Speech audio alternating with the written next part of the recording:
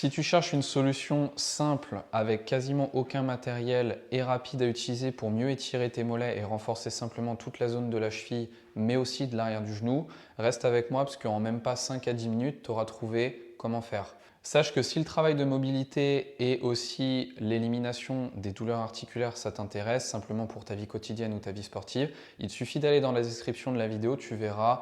Tu peux rejoindre notre communauté, elle est totalement gratuite. On est déjà plus de 1000 à l'intérieur. Il suffit de s'inscrire et tu verras plein de routines et plein de conseils ainsi que de cours gratuits pour étirer, renforcer et simplement gagner en mobilité dans toutes les zones du corps. Donc cette vidéo, ce n'est pas forcément une routine complètement à suivre. Je vais te montrer les exercices, comment les enchaîner, te donner les paramètres de chacun d'eux. Ce sera à toi ensuite de jauger au niveau de la douleur et de la raideur que tu peux ressentir du coup au niveau des mollets, donc l'arrière du tibia, et ensuite d'accentuer plus ou moins la difficulté.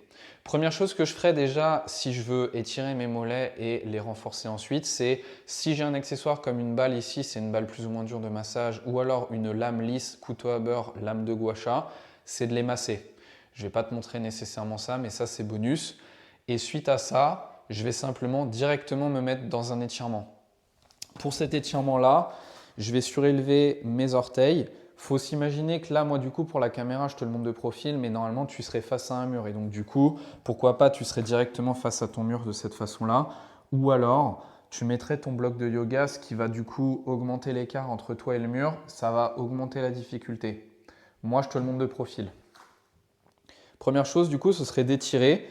Alors, pourquoi on prend ce choix d'étirer en premier? C'est que je vais partir du principe que tu n'as pas encore la capacité à avoir des mollets souples et donc aussi, pourquoi pas, tu n'as pas encore la capacité de flexion dorsale, donc cette capacité à ramener les orteils vers toi.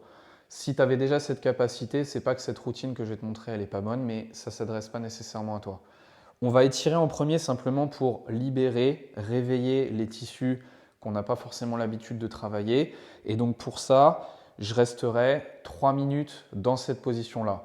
Orteil levé. Et ce que tu ferais pendant tes 3 minutes, c'est de bien pousser tes talons dans le sol. Donc quand je dis bien pousser, ce n'est pas très fort, c'est une intention. Dans le travail de mobilité, il y a beaucoup cette notion d'intention.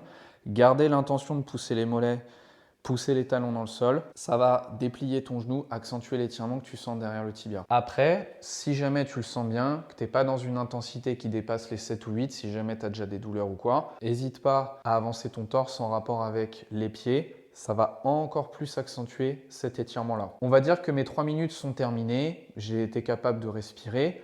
On va rajouter des contractions isométriques dans cette nouvelle amplitude maximale. On va faire qu'un type de contraction, c'est celle de ce qui était en train de s'étirer et pour ça, on va repousser notre sol. Donc en fait, il faut s'imaginer que tu vas à la fin de ton temps d'étirement, ça peut être 30 secondes comme 3 minutes. Encore une fois, il faudra adapter. Si 3 minutes c'est trop, fais 30 secondes. Griffer notre sol et donner un peu cette intention. S'il n'y avait pas mon bloc de yoga et que j'étais pas dans l'étirement, c'est comme si je voulais faire ça. Je veux pousser, faire une élévation, contracter les mollets. Sauf que je ne peux pas lever parce que je suis en étirement maximal.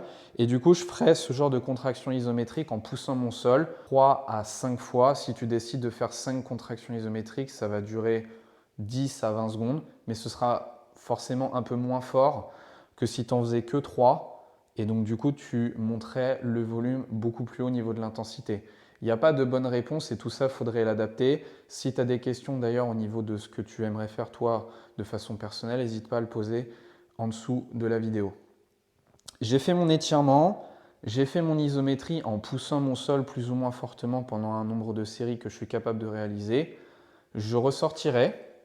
Donc là, on va quand même laisser tes mollets tranquilles parce qu'il faut quand même se dire que tu es resté 5 bonnes minutes à peu près dans la même position. À ce moment-là, prends un repos au moins de 2-3 minutes. Fais autre chose. Ça peut être n'importe quoi en toute honnêteté. Tu pourrais pourquoi pas être debout, faire un peu ta hanche comme par exemple tourner comme ça, intérieur-extérieur. Tu fais autre chose. Tu ne fais pas la zone qui est concernée. Et suite à ça, on va passer à la deuxième étape. On vient de débloquer des nouveaux tissus. On va les renforcer. Simplement, tu vas reprendre ton outil et cette fois-ci, tu peux être encore une fois face au mur. Moi, je te le montre de profil. Lever tes orteils et faire simplement des élévations de mollets. D'ailleurs, moi, j'ai un bloc. Si toi, le bloc, dès le début, tu t'étais mis dedans, tu fais non, mais je ne peux pas faire ça, c'est juste trop, bah, tu es directement par terre. Adapte la hauteur. Et en gros, On va simplement faire un exercice de musculation tout basique, mais vu qu'on a libéré des nouveaux tissus connectifs, on va les renforcer. On va contracter en poussant, première contraction, donc ce que tu as fait en isométrie là, sauf que cette fois ça se lève. Contrôler la descente pendant 3, 2, 1, poser en bas et repousser. Et du coup, tu ferais ce travail de musculation, mais complètement contrôlé au niveau de ton tempo et de la phase d'étirement du mouvement pendant 3 séries de 12 à 15 répétitions avec ce genre de tempo. Entre chaque série, au niveau des mollets, encore une fois, tu fais ce que tu veux. Au pire, tu peux faire tes épaules, tu peux tourner tes épaules en arrière, en avant, tu peux tourner la tête, faire des cercles, ou tu peux juste ne rien faire et respirer. Tu prends un repos environ 1 minute 30 à 2 minutes, parce que 15 répétitions avec ce genre de tempo, tu verras, c'est fatigant. Et lorsque tu auras fait du coup ton étirement, ton isométrie à la fin de l'étirement, ton renforcement, comme je viens de te le montrer, sur 3 séries de 12-15 répétitions, honnêtement, tu peux t'arrêter là.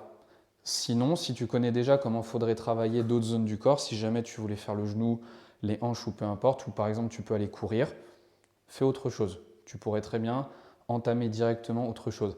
D'ailleurs, ce travail-là, imaginons que tu fais de la course à pied ou peu importe, ça t'aura largement plus préparé, même si ça va prendre 10-15 minutes si c'est nécessaire, que si tu n'avais quasiment pas fait d'échauffement. Ce qui est bien au moins avec ce que je t'ai montré là, c'est que tu as réveillé ce que tu n'avais pas réveillé depuis longtemps, tu l'as renforcé dans cette nouvelle amplitude et encore une fois, tu l'as renforcé en sortant et en rentrant dans l'amplitude maximale. Donc tu verras ce genre de truc, ça va grandement réduire tes douleurs. Il ne suffira pas de le faire beaucoup de fois pour que tu vois une énorme différence. Du coup, j'espère que tu as apprécié, j'espère que tu pourras essayer tout ça, adapter à ta situation. Encore une fois, pour adapter, il faudra simplement se mettre plus ou moins du coup au sol et si jamais tu peux, orteils de plus en plus levés. Pourquoi pas ajouter du poids lorsque tu fais tes élévations à la fin, poids dans une main ou dans 2 mains. Rester stable surtout et tu verras de bons résultats sur ta mobilité au niveau de la cheville et du genou aussi. Encore une fois, si tu veux aller plus loin sur le travail de mobilité et soulager toutes tes douleurs articulaires pour la vie quotidienne ou la vie sportive, va en description, c'est gratuit, il suffit de s'inscrire. Si tu as aimé la vidéo, il suffit de liker, t'abonner à la chaîne et mettre ton commentaire en dessous si tu as des questions plutôt personnelles là-dessus ou simplement donner ton avis. Et du coup, je te dis à la prochaine pour une autre routine.